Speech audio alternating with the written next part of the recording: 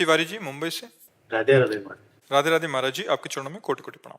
महाराज जी, मैं जानना चाहता हूँ कि पैसे का जीवन में क्या और कितना मूल्य है। वैसे पहले अगर शास्त्रीय भाषा समझ लो, 4 पुरुषार्थ हैं।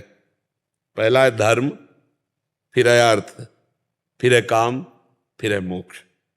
धर्म से कमाए हुए धन का महत्व है कामनाओं की पूर्ति के लिए, लेकिन पहले धर्म है। धर्म से अर्थ कमाए और धर्म पूर्वक चलने वाली कामनाओं की पूर्ति में लगाए तो अर्थ का बहुत बड़ा महत्व है। और अर्थ अपने परिवार का पोषण, अपने शरीर का पोषण, ये दूसरे। और सबसे पहले अर्थ का सो धन धन्य प्रथम गति जाकी। कहीं उसको कोई दूसरा बीमार है, कोई दूसरा ऐसा जिसकी कोई सेवा करने वाला नहीं, अगर उसमें अर्थ लग जाए तो प्रथम लग गया, वो धन्य हो गया। परहित में जो लगा हुआ धन है, हाँ, उससे बड़ा कोई धर्म नहीं होता। परहित से इस धर्म नहीं भाई।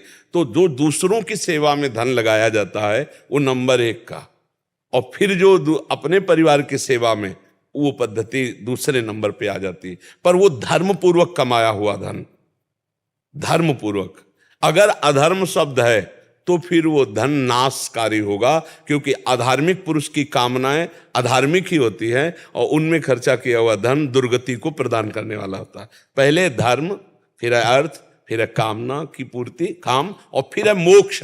अगर धर्म से धन कमाया जाए और धर्म पूर्वक कामनाओं की पूर्ति की जाए तो मोक्ष मार्ग में पहुंच जाएगा, वो भगवत प्राप्ति के मार्ग में पहुंच जाएगा। और अगर धर्म को हटा दिया जाए, केवल अर्थ की प्राप्ति, तो फिर वो भूत पिशाच की तरह दिमाग जो है गंदा सोचता है। गंदी कामनाओं की पूर्ति में धन जाएगा तो फिर मोक्ष हट गया, क्योंकि धर्म हट गया तो मोक्ष हट गया। अब रह गया अर्थ और काम। अर्थ और काम, वो पागल पिशाच की तरह कुछ भी कर सकता है, वो कुछ भी खा सकता है, कुछ भी सोच सकता है। ऐसा आदमी नरक को प्राप्त होता है। धन का महत्व है, लेकिन धर्मयुक्त धन। धन का महत्व है कामनाओं की पूर्ति के लिए, लेकिन धर्मयुक्त कामनाएं हो तो वो भगवत प्राप्ति के मार्ग में चलता है। नहीं तो धन बड़ा दुर्गति कराने वाला है। जब जिसके पास धन बढ़ जाता है उसके अंदर दोष आने लगते हैं। अहंकार सबसे पहला दोष आ जाता है, और जहां अहंकार आया तो उसके भाई बंधु सब आ जाते हैं। काम, लोभ, क्रोध, मदिरा पीना, जुआ खेलना, बेविचार करना, पैसे के बल से नाना प्रकार के उपद्रव होना, ये सब होना शुरू हो जाता है। और अगर धार्मिक पुरुष धर्म के द्वारा कमाया है तो उसके सही विचार होंगे। वो भगवान के मंदिर में सेवा में लगाएगा, संत सेवा में लगाएगा, गौ सेवा में लगाएगा, माता पिता की सेवा में लगाएगा, समाज सेवा में। वो एक पैसा व्यर्थ नहीं खर्चा कर सकता। तो धन का कहाँ प्रयोग हो रहा है? अब देखो, धन का प्रयोग नाच गाने में, मनोरंजन में, कैसे कैसे जगह खर्चा किया देखो। तो धन का सदुपयोग होना तब तो ठीक है। धन का दुरुपयोग होना नाम के लिए, कह दे भाई नाम के लिए ना, भगवान के लिए, जो भगवान के लिए दिया जाता है सो धन धन्य प्रथम गति जाती। परोपकार के लिए दिया जाता है। अर्थ की सार्थकता है, हाँ, संत महात्माओं की सेवा, गौ सेवा, गरीब जनों की सेवा, बीमार जनों की सेवा, माता पिता की सेवा, परिवार की कामनाओं की पूर्ति करते हुए उनको सुखी रखना। धर्म पूर्वक धन कमाया जाए और धर्म में ही खर्चा किया जाए, वो धन आदरणीय है। हाँ, और वो धन जो मदिरापान, बेविचार, इस तरह के गंदे आचरणों में लगाना हमें लगता है कि ठीक नहीं है। देखो, भगवान का अगर आश्रय नहीं है और धन है तो गलत मार्ग में ही ले जाएगा, ये पक्की बात है। और भगवान का आश्रय है तो संत समागम होगा तो विवेकवान होगा, तो 1 रुपया व्यर्थ नहीं खर्चा करेगा। वो यही सोचेगा कि 1 रुपया भी ऐसी जगह खर्चा करूं जो धर्म युक्त हो, अधर्म की जगह ना खर्चा करूं। तो समझ पा रहे हो, धन का बहुत बड़ा महत्व तब है जब धर्म युक्त हो। महाराज जी, श्री जी की कृपा से अगर कभी दान करने का मौका मिलता है तो बहुत दुविधा में आ जाता हूँ, कितना दूं, क्या दूं, कैसे दूं। और अगर इतने में अगर कोई चला जाता है तो फिर मन बहुत जलता है। और अगर मैंने बिना सोचे समझे दे भी दे दिया तो फिर मन बोलता है बड़ा तू हीरो बन रहा है, मतलब। या वैसे देखो, ऐसा विचार वो अज्ञान के कारण ही है। देने के बाद तो फिर चिंतन नहीं करना चाहिए, और इसके बाद देने के पहले अगर आपको पात्रता देखनी तो आप देख सकते हो कि जिसको मैं पैसा दे रहा हूं ये व्यक्ति शराब तो नहीं पिएगा जाके, ये व्यक्ति गलत तो नहीं करेगा। तो इसीलिए हम कहते हैं धन देने में तो विचार करो, भोजन देने में किसी के विचार की जरूरत नहीं। अगर कोई भूखा है, कोई प्यासा है, हम पानी पिला देते हैं, भोजन दे देते हैं, वो उसमें कोई पाप की संभावना नहीं। मान लो हम कोई भूखा कह रहा खवा दीजिए, हम 4 पैसे की रोटी दाल दे के खवा देते हैं। रुपया देने में थोड़ा बुद्धि रखने की जरूरत है। भरत जी, जैसा आपने बताया कि किसी को पता ना चले, वैसा ही करता हूँ, लेकिन खुद को पता रहता है, इसलिए ना मन ऐसा बोलता है कि मतलब तू बड़ा बनने की कोशिश। नहीं नहीं, उस समय आप सोचिए कि भगवान के तो दिया, कैसे दिया जाता है जानते हो?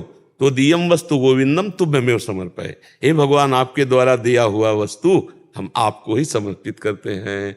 तो देने वाले तो भगवान हुए, हम केवल निमित्त मात्र बने, तो उसमें बुद्धि ठीक रहेगी। देनहार कोई और है, देते रहते दिन रैन, लोग भरम मोपे करें तासु नीचे नयन। देने वाला तो भगवान है, और उसी की वस्तु आप उसी को दे रहे हो, वही भगवान सामने लेने वाले के रूप में। तो कभी अहंकार नहीं आएगा, कभी आपका मन असंतुष्ट नहीं होगा। और जिसे दे दिया फिर उसका चिंतन नहीं करना चाहिए कि यार इतना क्यों दिया, मुझे कम देना चाहिए, या ऐसा कुछ नहीं चिंतन करना। दे दिया, देत लेत मन संक न धरे, बल अनुमान सदा हित करे। ठीक है। जो साधक तपस्वी बाल्यकाल से संत हो जाते हैं प्रारब्ध अनुकूल या व्यवस्था अनुकूल, तो महाराज श्री उनके शरीर में रुग्णता क्यों आ जाती है? ऐसा क्या? नहीं, ऐसा नहीं कि सबको आ जाता है, ऐसा तो नहीं। को नहीं, लेकिन प्रारब्ध भोग है। अब जैसे हमारे माँ के गर्भ से ही रचना हुई थी, पॉलिसिस्ट किडनी, वो वंशानुगत है। या मध्य में किसी को कोई बड़ा भयानक रोग हो जाता है। बड़े बड़े महापुरुषों को कई तरह की पीड़ाएं देखी गई हैं। तो पहली बात तो ये होता है कि शरीर की रचना पहले हुई है और साधना अब हो रही है। ये नई खेती है। पुरानी खेती तो प्रारब्ध भोग अवश्य में भोक्तव्यम कृतम कर्म शुभाशुभम। और दूसरी बात है कि अब अंतिम जन्म होता है, तो छोटा छोटा भुगा करके भगवान उसे साफ कर देते हैं। बड़े बड़े महापुरुषों के शरीर में बड़ी व्याधियां देखी जाती हैं, अंतिम जन्म है। अब ये माता के गर्भ में आने वाला शरीर नहीं है, इसलिए अब इसको बार बार भोग करके कभी ये रोग कभी वो रोग, कितने कष्ट। और दूसरा ये होता है कि कुछ महापुरुष जन शरणागतों के अपराधों को अपने में लेकर उनको निर्विघ्न साधना में बढ़ने के लिए चांस देते हैं कि आप परमार्थ पे चलो।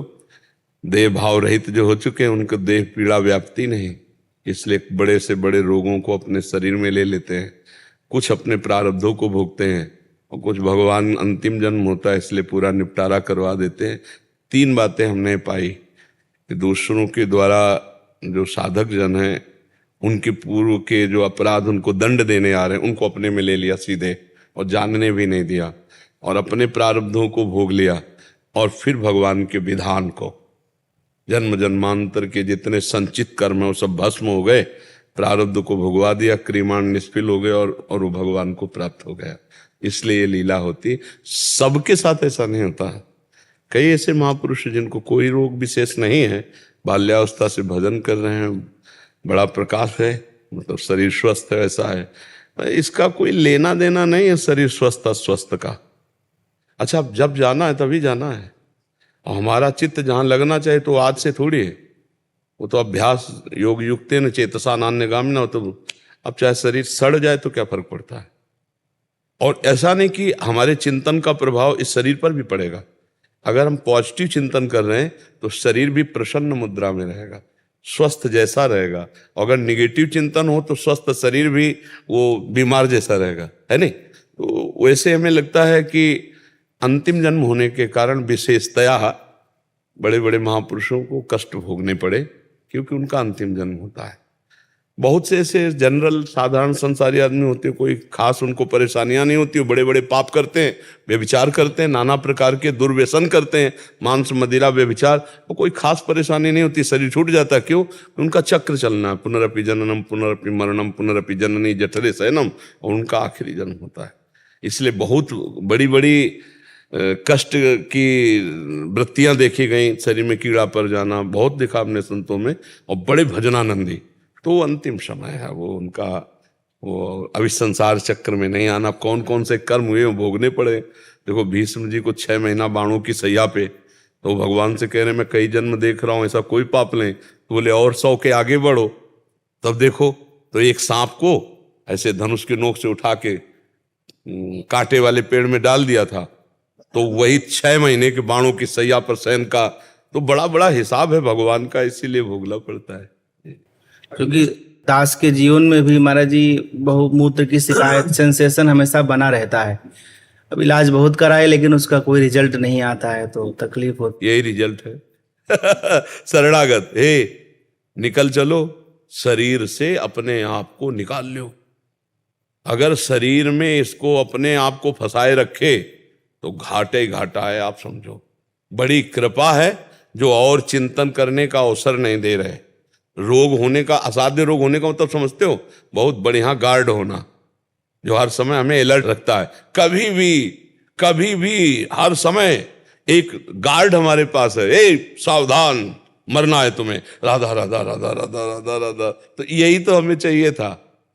हमारा असाध्य रोग हर समय गार्ड की तरह हमारी रक्षा करता है और हमें हर समय सावधान रखता है कि परमात्मा चिंतन में रहो, एक भी सेकंड व्यर्थ मत जाने दो। पता नहीं कौन सा डायलिसिस आखिरी डायलिसिस हो, पता नहीं कौन सी शाम आखिरी शाम हो। तो बढ़िया है, शरीर में रोग होना कोई परेशानी की बात नहीं। वो संसारी पुरुष परेशान होते हैं, साधु महात्मा प्रसन्न रहते हैं। जो ही प्यारो करे सोई में भागे। जैसे प्रभु रखो वैसे हम राजी हैं आपकी।